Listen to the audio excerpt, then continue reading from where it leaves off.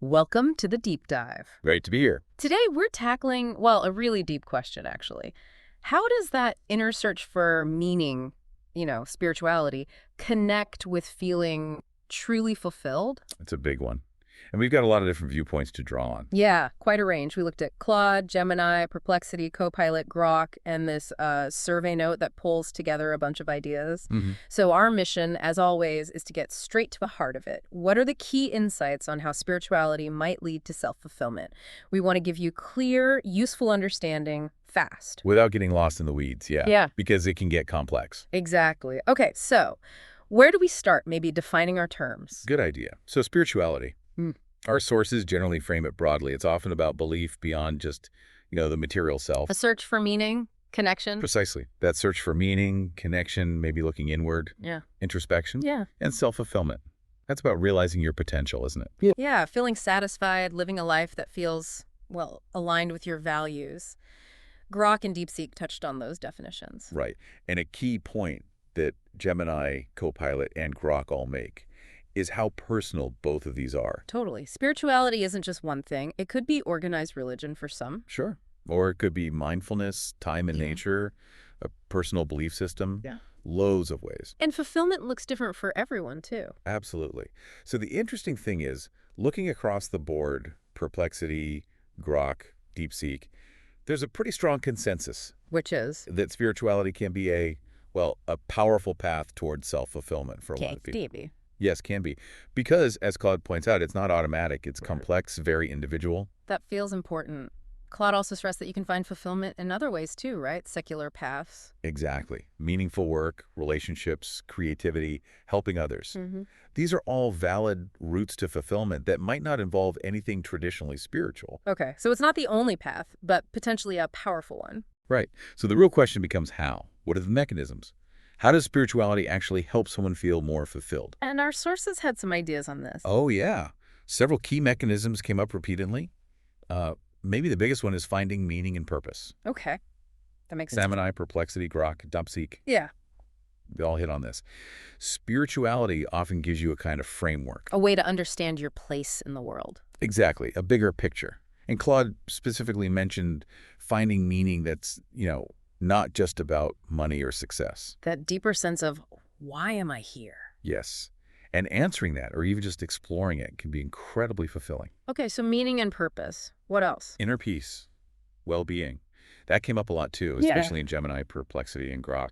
Through things like meditation, prayer. Mindfulness practices, things that help quiet the mental noise and reduce stress. Which connects back to what you, our listener, might be looking for insights without overwhelm.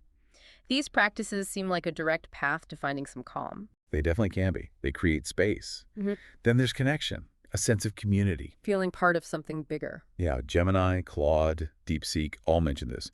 Either connection to something transcendent or just connection with other people in a supportive community. It fights isolation. That feeling of belonging. Yeah. Definitely see how that contributes to fulfillment. Absolutely. And moving inward again, there's personal growth, self-awareness. How does that work? Well, spiritual paths often encourage introspection, right? Looking at your values, reflecting on your actions. Gemini, Perplexity, DeepSeek, see this leading to knowing yourself better. Like holding up a mirror, honestly. Kind of. Yeah. And that self-awareness fuels growth. Building on that, there's often an ethical dimension. A moral compass. Yeah, Gemini, Claude, and Perplexity suggest spirituality can provide that. Living with integrity aligned with your values. That brings a kind of deep satisfaction.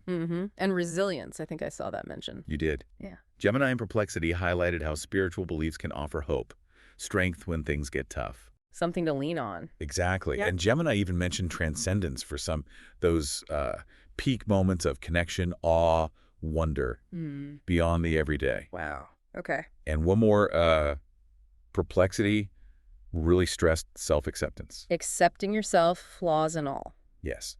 Embracing who you are.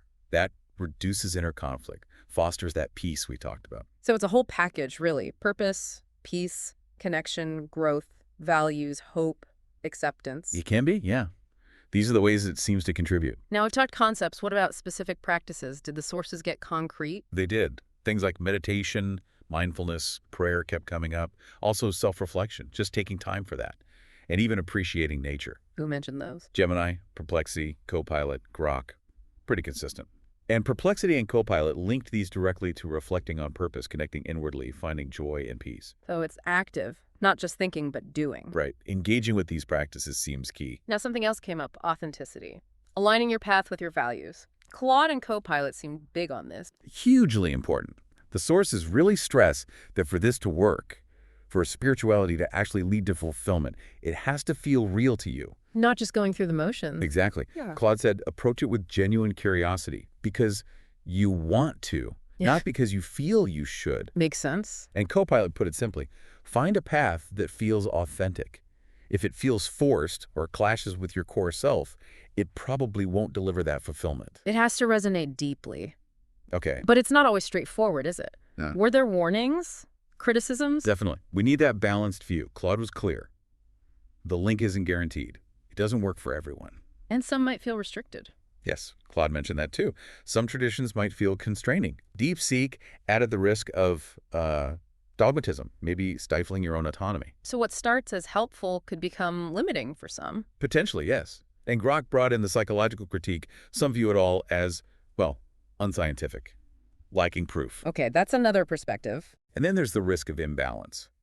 Grok and DeepSeek both cautioned against focusing so much on spirituality that you neglect other important life areas. Like relationships, work, health needs to be integrated, not take over everything else. Exactly, finding that healthy equilibrium. So bringing this all together for you, the listener, what's the bottom line, the so what from this deep dive? I think the core takeaway is that spirituality offers significant potential as a tool for your self-fulfillment. It's not magic, but it can offer real benefits. Like what? Like Grok highlighted better mental health, less stress, more happiness, things we generally associate with feeling fulfilled. Those are the potential aha moments. But it's not the whole picture. No. As Grok and DeepSeek remind us, fulfillment is multifaceted.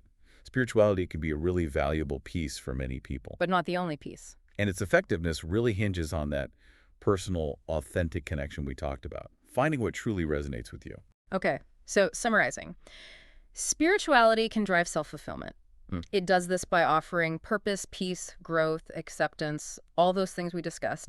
But it's personal. It needs to feel authentic. It's not a universal fix. And there are potential pitfalls like rigidity or imbalance. Got it. That really captures the nuance from the sources. Which leads us to a final thought for you to mull over. Yeah. Considering everything we've touched on, purpose, peace, connection, growth, self-acceptance, which of those aspects of spirituality, if any, resonates most with your own search for meaning and contentment right now? That's a good question to sit with. And maybe. What's one small reflective practice you might be curious enough to explore just to see how it deepens your understanding of yourself and, well, your place in it all? Something to think about.